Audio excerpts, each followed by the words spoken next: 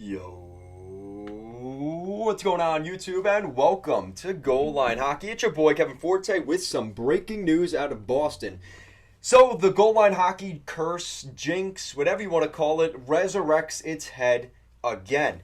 So as soon as I post my video talking about my season predictions for the Boston Bruins, of course, you know, all the guys that I said, well, at this moment they haven't signed this guy and this guy and this guy. Oh, look, all of a sudden they signed those guys. So we're going to talk about Krejci, Bergeron, and Pavel Zacha all signing with the Boston Bruins to very team-friendly contracts. We'll get to that in a second.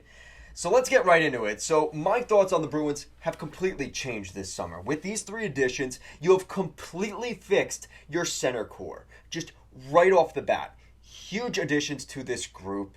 The first one being David Krejci, who spent last season in the Czech Republic, closer to home. And apparently there was some stuff between him and Bruce Cassidy. And now that Cassidy's no longer there, he's in Vegas, and Jim Montgomery, comes in. It just so happens to be that David Krejci was interested in returning to Boston. So he signs a one-year deal, $1 million contract with a $2 million performance bonus. According to the Bruins, they have signed Krejci to a one-year deal, $1 million cap hit, and could rise to $2 million in performance bonuses. And that is still undisclosed. I'm going to try and see what we've got here. But at this moment, that seems to be the contract for big David Krejci. So really excited to see him back in Boston. He was a really good piece there, a leader in that room. I think they were really missing that last year. And to have him back next season, I think that's a huge, huge thing for the Bruins. Pavel Zacha, to avoid arbitration with the Boston Bruins, his new team. Again, the Bruins acquired Pavel Zacha before the draft for Eric Haula at the draft. And they signed his rights here. A really good signing here. Pavel Zacha is a one-year deal, $3.5 million contract.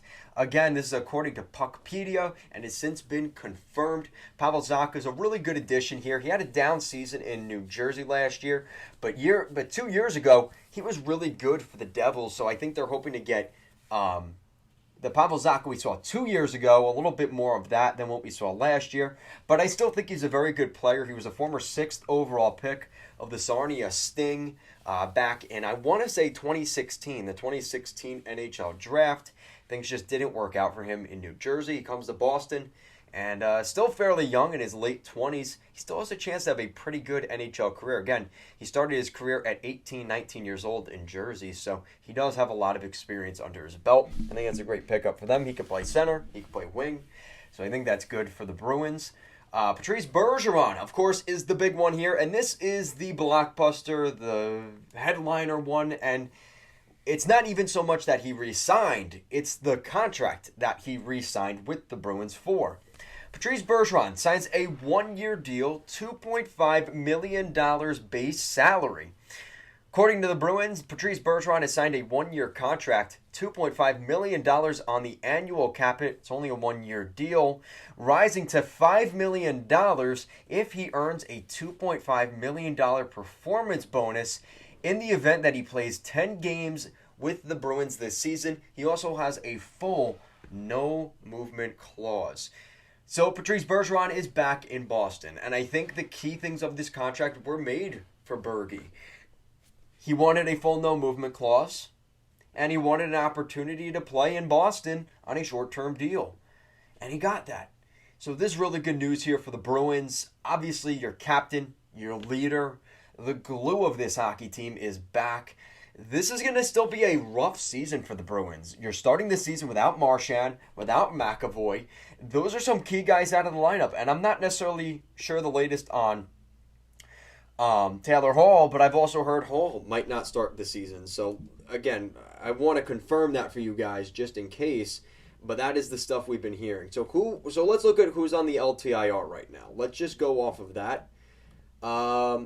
Great, so it's not even available. But I'm pretty sure it's McAvoy and Marchand, I know for certain, will not start the season because one had shoulder surgery and stuff like that. So to have these guys in the fold is just so huge. You know, Bergeron, Krejci, and Zacha could be your 1, 2, 3 center group. That's how good they are. They still have Jack Studnicka, who can play wing, let him develop on the wing. Zacha could play in the top 6 on the wing. Now, there's that much room for him. But I think this is really good for the Bruins. It also allows, if they do want to trade Jake DeBrusk, they have a guy in Zacha that can kind of play that role. And he's not as good as DeBrusk, of course, but he can fill that void in the top 6 for the Bruins. So my opinion on them has changed. I do think they are a playoff team. With Bergeron and Krejci and Zacha, I like the Bruins' chances here. I think they are a very solid team. And against some of those other teams, they're going to have teams nipping at their heels this year. Detroit, Ottawa, Buffalo, they're going to make some noise next season. And I just hope that the Bruins, with those injuries early on, are able to overcome that and find a way. Because I think in the second half of the season, they will do well. I'm not really that concerned about that. But again, to start the season behind the 8 ball with all those injuries, it does make you wonder. And again, there's some questions about the depth of that blue line. Bruins fans will disagree with me with that, but any lineup without McAvoy in the top 6 or in your top pair, it is going to hurt, right? So let me know what you guys think down below. What do you think of these signings? What do you think of the Bruins? Continuing my goal line hockey curse, I think it's pretty funny, and of course you guys brought it up in the comments. Guys, thank you so much for watching, and I'll see you again next time.